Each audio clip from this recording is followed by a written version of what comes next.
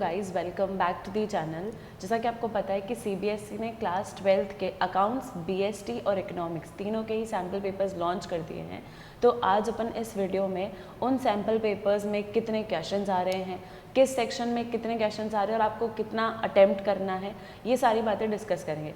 और मैं आपको फर्दर नेक्स्ट वीडियो में ये भी बताऊंगी कि जो भी क्वेश्चन पेपर है उसमें से किस चैप्टर में से कितने क्वेश्चन आ रहे हैं, उसका भी एनालिसिस अपन नेक्स्ट वीडियो में डिस्कस करेंगे। तो stay tuned guys on the channel, ताकि आपको पता चलता रहे कि कितने चैप्टर में से कितने क्वेश्चंस आ रहे हैं, किस तरीके से पेपर अटेम्प्ट करना है, कितना केयरफुली आपको रीड करने की ज़रूरत है क्वेश्चंस। क्योंकि आप समझिए, आपका जो पेपर है इकोनॉमिक्स का, अकाउंट्स का, बीएसटी का, फोकसिंग ऑन द इकोनॉमिक्स, तो आपको ये ध्यान रखना है कि इकोनॉमिक्स का पेपर जो है वो एक सब्जेक्टिव पेपर नहीं आ रहा है आपका इस बार, आपका पेपर ऑब्जेक्टिव आ रहा है।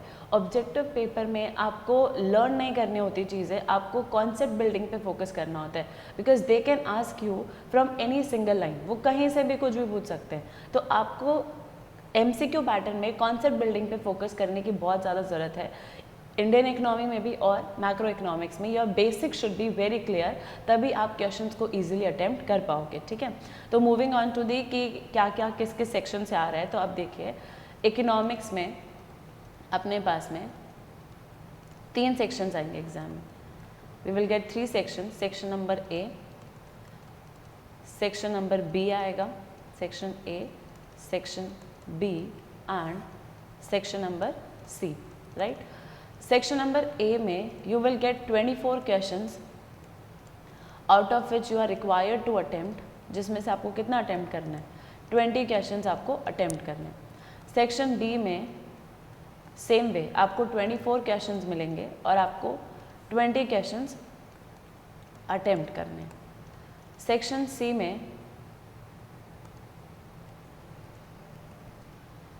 सी में आपको 12 क्वेश्चंस मिलेंगे, जिसमें से आपको 10 क्वेश्चंस अटेम्प्ट करने हैं। That means overall you will gate 60 questions. आपको मैक्सिमम कितने क्वेश्चंस देंगे एग्जाम में? 60 क्वेश्चंस देंगे। उसमें से आपको अटेम्प्ट कितने क्वेश्चंस करने हैं? आपको अटेम्प्ट करने हैं 50 क्वेश्चंस। और इन 50 क्वेश्चंस के लिए जो आपको मार्क्स अलॉट किए गए हैं, वो मार्क्स कितने हैं? 40 मार्क्स का आपका पेपर आएगा as you know, plus 10 marks के आपके जो स्कूल प्रैक्टिकल्स होते हैं उसके अकॉर्डिंग किया जाएगा, राइट। तो इस तरीके का आपका पेपर पैटर्न होने वाला है एग्जाम में। नाउ बिना टाइम वेस्ट करे अपन क्या करते हैं, डायरेक्टली मूव करते हैं कि सीबीएसई के सैम्पल पेपर्स में उन्होंने किस तरीके के क्वेश्चंस दिए हैं, क्वेश्चंस का करेक्ट आंसर क्या है, वो सारी बातें अपन डिस्कस करेंगे।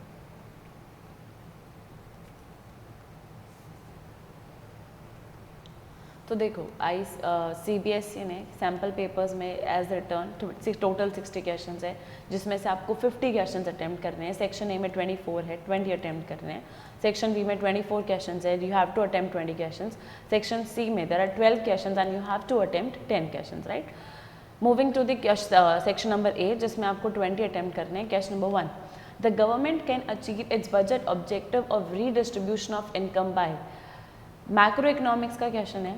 अगर आप इसमें देखोगे, अपन ने ऑब्जेक्टिव्स ऑफ बजट में पढ़ा था कि ऑब्जेक्टिव्स ऑफ बजट में गवर्नमेंट का एक ऑब्जेक्टिव होता है रीडिस्ट्रीब्यूशन ऑफ इनकम।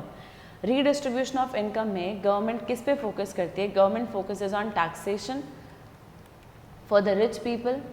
टैक्सेशन किसके लिए होना चाहिए? रिच पीपल के लिए। और सब्सिडीज़ किसके लिए होना चाहिए? Majorly subsidies for the poor people. Government इस पे फोकस करती है। मतलब कि जो जितना ज़्यादा अर्न कर रहा है उस पर आप उतना ही ज़्यादा टैक्स लगाओ, और जो अर्न नहीं कर रहा है आप उनको क्या करो, एज अ गवर्नमेंट सब्सिडीज दो। ठीक है, तो उन्होंने बोला है the government can achieve its budget objective of redistribution of income bye.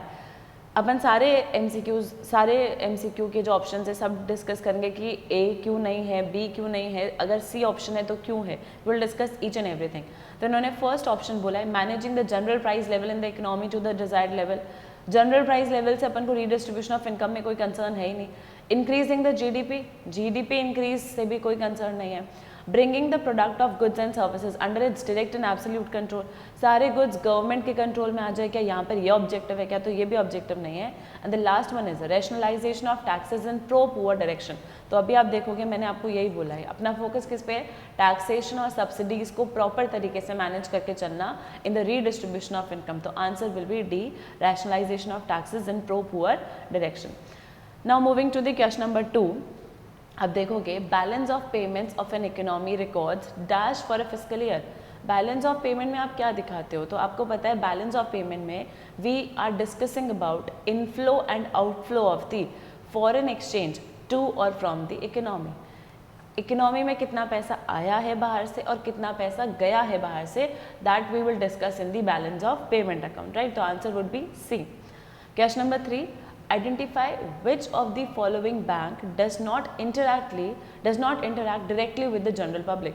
कौन सा बैंक है जो पब्लिक के साथ डील नहीं करता है? बैंक ऑफ इंडिया डील करता है, state bank of India public के साथ डील करता है, central bank of India and reserve bank of India. The correct answer would be reserve bank of India. अब आप में से बहुत सारे स्टूडेंट्स के दिमाग में आ रहा होगा कि मैम ये सेंट्रल बैंक क्यों नहीं आ रहा है, क्योंकि आरबीआई को अपन सेंट्रल बैंक भी तो बोलते हैं, आरबीआई को अपन क्या बोलते हैं? सेंट्रल बैंक भी बोलते हैं। आप सही बोल रहे हो कि आरबीआई को सेंट्रल बैंक बोलते हैं, बट इन्होंने एमसीक्यू में आपको सेंट्रल बैंक नहीं लिख के दिया है, इन्होंने लिख के दिया है central bank of India.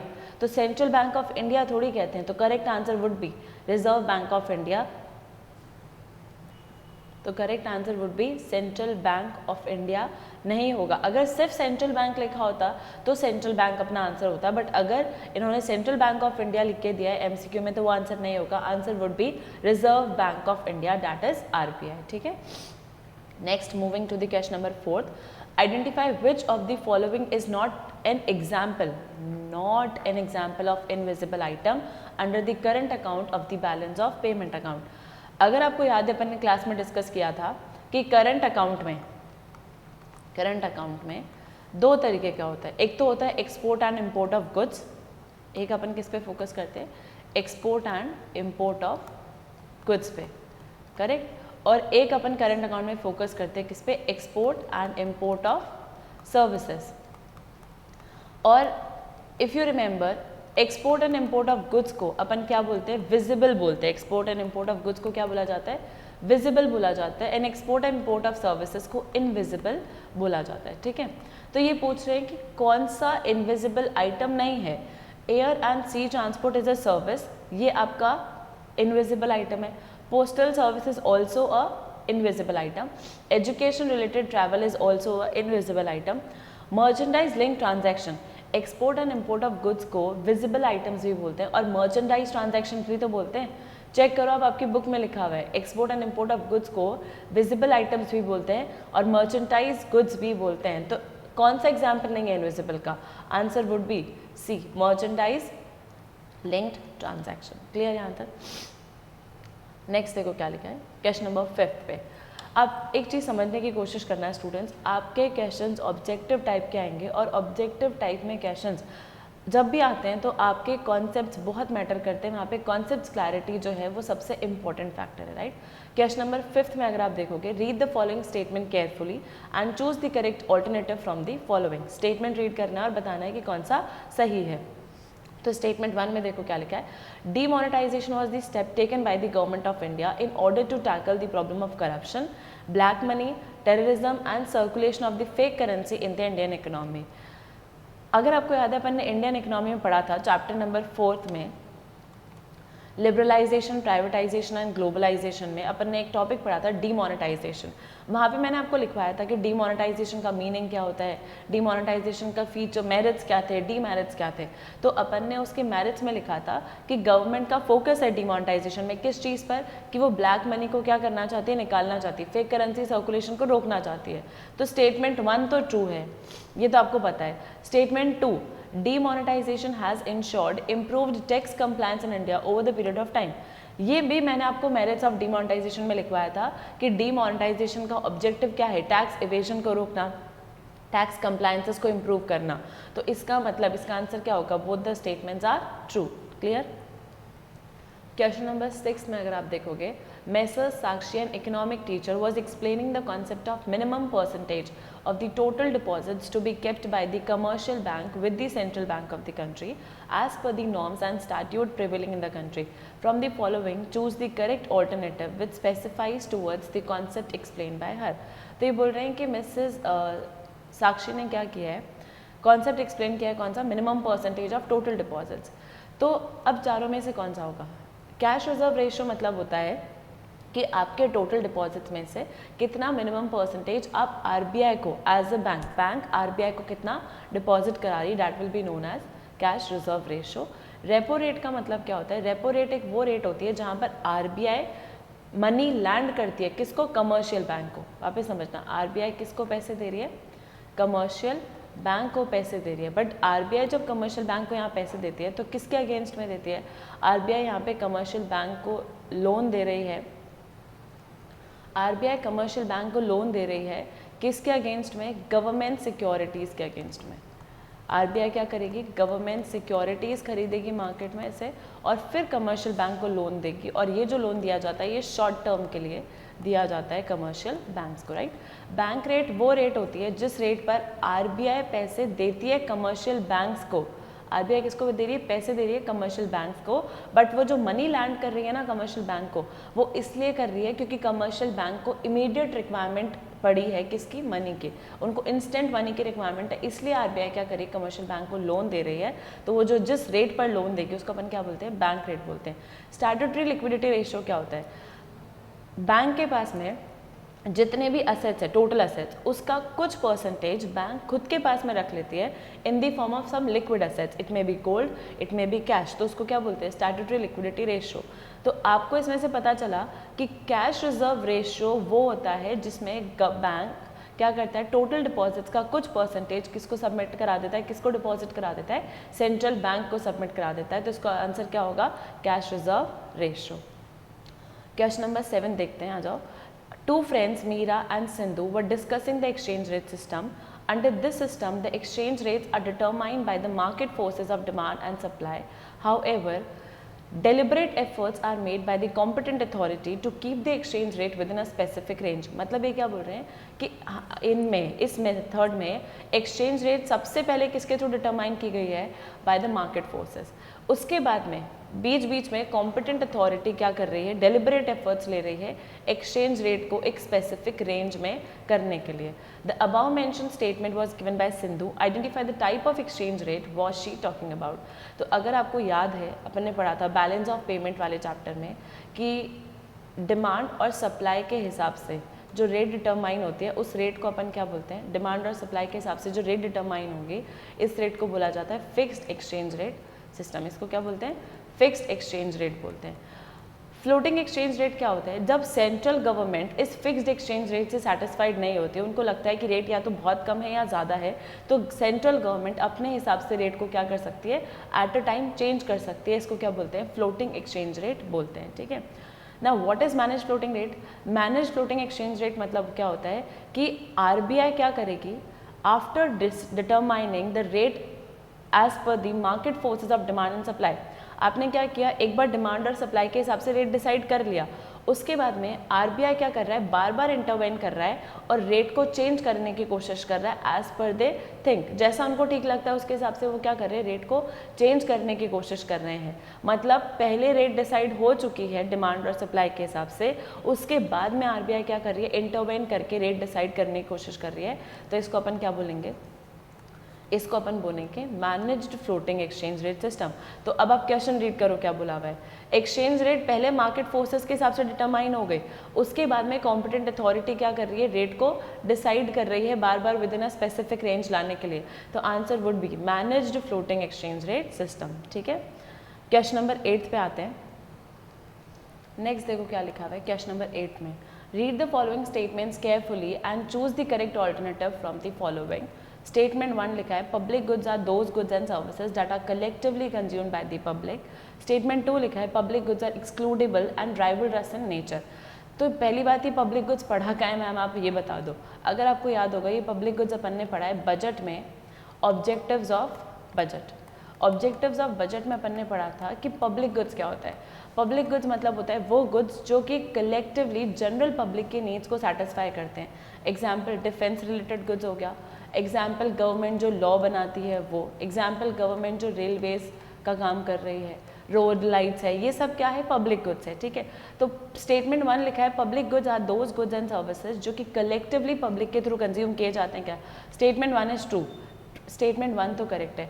Public goods are excludable and rivalrous in nature, मतलब आप पब्लिक गुड्स को हटा सकते हो क्या कि इनका हम प्रोडक्शन नहीं करेंगे, हम रेलवे सर्विसेज नहीं देंगे, हम डिफेंस रिलेटेड गुड्स नहीं बनाएंगे, नहीं, गवर्नमेंट कभी भी पब्लिक गुड्स को एक्सक्लूड नहीं करेगी। और प्लस ये गुड्स आपके राइवलरस, मतलब क्या ये गुड्स आपके कॉम्पिटिटिव नेचर के हैं क्या ये गुड्स आपके कॉम्पिटिटिव नेचर के हैं क्या? तो ये गुड्स कॉम्पिटिटिव नेचर के भी नहीं होते। तो इसका मतलब statement 1 is true but statement 2 is false, correct. Question number 9 is very easy, इसमें मुझे आपको बताने की भी जरूरत नहीं कि इसमें आपको क्या करना है। Under the balance of payment structure of a nation, the two main categories of accounts for the classification of the transactions are dash and dash। तो ये बोल रहा है बैलेंस ऑफ पेमेंट में, तो ये बोल रहा है बैलेंस ऑफ पेमेंट में अपने पास में दो ट्रांजेक्शन्स टाइप होते हैं, एक होता है करंट अकाउंट और एक होता है कैपिटल अकाउंट। तो आंसर वुड बी 1 and 3, ठीक है।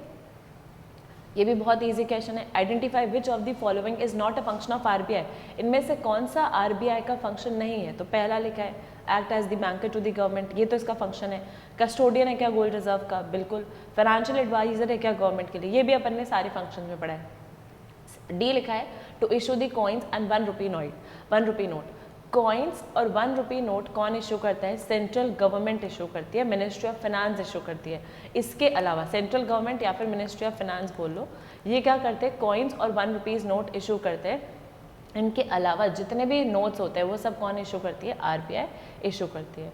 क्वेश्चन नंबर 11 में मूव करते हैं। Industrial policy resolution 1956 form the basis of the dash 5 year plan. ये इंडियन इकोनॉमी में अगर आपको याद है अपन ने चैप्टर नंबर 3 एग्रीकल्चर, इंडस्ट्री और ट्रेड में जो इंडस्ट्री वाला हेडिंग है वहाँ पढ़ा था कि industrial policy resolution 1956 formed the basis of the second 5 year plan. First 5 year plan कहाँ से कहाँ तक था? 1951 टू 56। सेकेंड 5 ईयर प्लान क्या था? 1956 टू 61। तो ये जो IPR 1956 है ये कहाँ पर आया था? सेकेंड 5 ईयर प्लान में आया था, right. Question number 12, occupational structure refers to, ये अपन ने इंडियन इकोनॉमी में चैप्टर नंबर 1 में डिस्कस किया है कि ऑक्यूपेशनल स्ट्रक्चर क्या होता है। Occupational structure refers to, occupational structure मतलब होता है कि इंडिया में जितना भी लेबर फोर्स है उस लेबर फोर्स में से प्राइमरी सेक्टर में कितने लोग काम करते हैं, सेकेंडरी सेक्टर में कितने लोग काम करते हैं, टर्शरी सेक्टर में कितने लोग काम करते हैं। मतलब कि इंडिया में जो टोटल वर्कफोर्स है वो कैसे कैसे सारे सेक्टर्स में डिवाइडेड है, that is known as occupational structure. तो इसका ऑप्शन क्या होगा? Occupational structure refers to distribution of workforce among the different sectors of the economy, right. Question number 13, question number 13 अपन ने पढ़ा था चैप्टर नंबर 2 में, जो अपन पढ़ रहे हैं एग्रीकल्चर इंडस्ट्री, चैप्टर नंबर 2 जो था अपना इंडियन इकोनॉमी वाला, उसमें अपन ने पढ़ा था कि जब भी कोई फार्मर प्रोडक्शन कर रहा है फॉर हिज कंजम्पशन, खुद के कंजम्पशन के लिए, तो उसको अपन बोलते हैं सब्सिस्टेंस फार्मिंग। बट अगर आपको याद होगा ब्रिटिशर्स ने फार्मर्स को फोर्स किया था कि आप क्या करोगे? सब्सिस्टेंस फार्मिंग नहीं करोगे, you will do commercial farming. आप क्या करोगे? कमर्शियल फार्मिंग करोगे। मतलब आप जो भी एक्स्ट्रा प्रोडक्शन कर रहे हो अदर देन सब्सिस्टेंस फार्मिंग, उसको बोलते हैं कमर्शियल फार्मिंग। और उससे जो प्रॉफिट अराइज हो रहा है उसको अपन क्या बोलेंगे? मार्केटेबल सरप्लस बोलते हैं। Dash is the portion of agriculture produce which is sold in the market. तो फार्मर्स जो भी मार्केट में बेच रहे हैं उसको क्या बोलेंगे? मार्केटेबल सरप्लस बोलेंगे, ठीक है। क्वेश्चन नंबर 14 में डिस्कस किया, देखो क्या दिया हुआ है। Statement 1, poverty line in India is defined in terms of monetary value of the minimum nutritional calorific requirements of an individual in a day. तो ये बोल रहे हैं कि पॉवर्टी लाइन किस तरीके से डिफाइंड है? पॉवर्टी लाइन मॉनेटरी वैल्यू में डिफाइंड है क्या? बिल्कुल।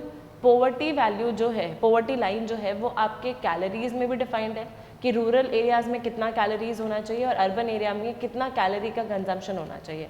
प्लस ये मॉनेटरी वैल्यू में भी डिसाइडेड है मनी टर्म्स में कि जो रूरल पीपल है वो कितना खर्चा करने चाहिए और अर्बन एरियाज़ में कितना एक्सपेंडिचर होना चाहिए in relation to determine the poverty line of India, ठीक है।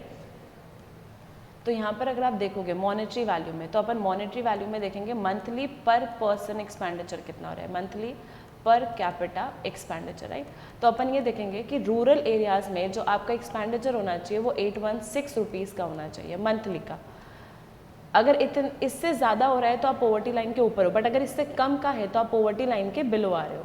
₹1000 का होना चाहिए कहाँ पर? अर्बन एरियाज़ में, ठीक है। ये तो अब मॉनेटरी की बात। कैलोरी के हिसाब से 2400 कैलोरीज का अगर कंजम्पशन हो रहा है रूरल एरियाज़ में मिनिमम तो ठीक है, अगर इससे कम हो रहा है तो आप पॉवर्टी लाइन से नीचे हो। अर्बन एरियाज़ में 2100 कैलोरीज का कंजम्पशन होना चाहिए। मतलब पॉवर्टी लाइन को कैलोरीज में भी डिफाइन कर रखा है और मॉनेटरी में भी डिफाइन कर रहा है, तो स्टेटमेंट 1 इज करेक्ट। स्टेटमेंट 1 तो सही है। स्टेटमेंट 2 लिखा है the definition of poverty line in monetary terms has not changed over the year. मतलब पॉवर्टी लाइन का डेफिनेशन चेंज ही नहीं हुआ है क्या? तो ऐसा नहीं है, पॉवर्टी लाइन का डेफिनेशन बिल्कुल चेंज हुआ है। पॉवर्टी लाइन का डेफिनेशन कौन सा कब आया ये अपन डिस्कस करते हैं। तो कैलोरी के हिसाब से जो पॉवर्टी लाइन का डेफिनेशन है ये आया था 1979 में, और जो मॉनेटरी वैल्यू आया है वो आया है 2011-12 में। मतलब पॉवर्टी लाइन का डेफिनेशन चेंज हुआ है। स्टेटमेंट 2 फॉल्स है और statement 1 is true. Answer would be C. ठीक है, now moving to the question number 15th. Read the following statements very carefully and choose the correct alternatives given below. Statement 1, India is often called as the outsourcing hub of the world. India को क्या outsourcing hub बोला जाता है क्या? तो अगर आपको याद होगा अपन ने चैप्टर नंबर 3 में पढ़ा है एग्रीकल्चर, इंडस्ट्री और ट्रेड में कि इंडिया को इंडस्ट्री पर्पस के लिए क्या माना जा रहा था? आउटसोर्सिंग हब माना जा रहा था। मतलब मोस्टली बाहर की कंपनीज इंडिया में क्या कर रही थी, उनका जो भी सर्विसेज, उनका जो भी काम है वो आउटसोर्स कर रही थी। क्या रीज़न था आउटसोर्स करने का? आउटसोर्स करने के 2 रीजंस थे। पहली बात, उनको इंडिया में लेबर क्या मिल जाती है? चीपली अवेलेबल हो जाती है। सेकेंड चीज़, उनको अगर स्किल्ड वर्कर्स भी चाहिए इंडिया में तो वो स्किल्ड वर्कर्स भी उनको क्या मिल जाएंगे? चीपली अवेलेबल हो जाएंगे। करेक्ट। तो इसीलिए उनका फोकस किस पे था? स्टेटमेंट 1 आउटसोर्सिंग हब, तो इसको बोलते ही हैं आउटसोर्सिंग हब। मैंने आपको लिखवाया आउटसोर्सिंग वाले टॉपिक में, आप आपके नोट्स में चेक करो। Statement 2 availability of the skilled man power is one of the prime factors. Is correct. Skilled man power available है, वो भी किस रेट पर? चीपर रेट पे। तो both options are true, both the statements are true. Correct. Outsourcing में अपन ने ये डिस्कस किया था। नेक्स्ट है, before the advent of green revolution in 1960 India was primarily dependent on USA. ये अपन ने डिस्कस किया है क्लास में। Question number 17th, from the given set of statements in column 1 and 2 choose the pair of statements. Export of goods and services, तो export of goods and services excess, इसका तो इससे कोई लेना देना ही नहीं है। ट्रेड सरप्लस, मतलब आपने गुड्स को सेल किया तो कितना एक्स्ट्रा सरप्लस हुआ, ये तो गुड्स का है। इनविजिबल आइटम सर्विसेज के लिए होता है, तो ये भी आंसर करेक्ट नहीं है। Current transfers to the rest of the world, आपने इंडिया से फॉरेन करेंसी बाहर भेजा है, बाहर पेमेंट किया है, तो वो तो इंडिया से आउटफ्लो हो गया, वो तो नेगेटिव आइटम की जैसे शो किया जाएगा इन दी बैलेंस ऑफ पेमेंट। इन्होंने बोला है पॉजिटिव, तो ये भी आंसर नहीं होगा। और अगर आपको याद है अपन ने पढ़ा था कि बैलेंस ऑफ पेमेंट में जो फॉरेन इंस्टीट्यूशनल इन्वेस्टर्स होते हैं, कौन से? एक तो होता है फॉरेन डायरेक्ट इन्वेस्टमेंट, एक होता है फॉरेन इंस्टीट्यूशनल इन्वेस्टर्स। तो फॉरेन इंस्टीट्यूशनल इन्वेस्टर्स को अपन क्या बोलते हैं? पोर्टफोलियो इन्वेस्टमेंट भी बोलते हैं। तो correct answer would be D. ठीक है, now moving to the question number 18th, NABARD was set up in 1982 as the apex body। ये तो सेम लाइन आपकी बुक में लिखा हुआ है, राइट। फिर लिखा है the government of India has decided to vaccinate the adult people of India without any charge. India ने, गवर्नमेंट ने क्या करने का सोचा? एक्सपेंडिचर करने की सोचा है। तो या तो ये रेवेन्यू एक्सपेंडिचर होगा या फिर ये कैपिटल एक्सपेंडिचर होगा, बी और सी। वैक्सीनेशन के लिए खर्चा किया है तो ये कैपिटल नेचर का तो नहीं हो सकता, it will be of revenue nature expenditure.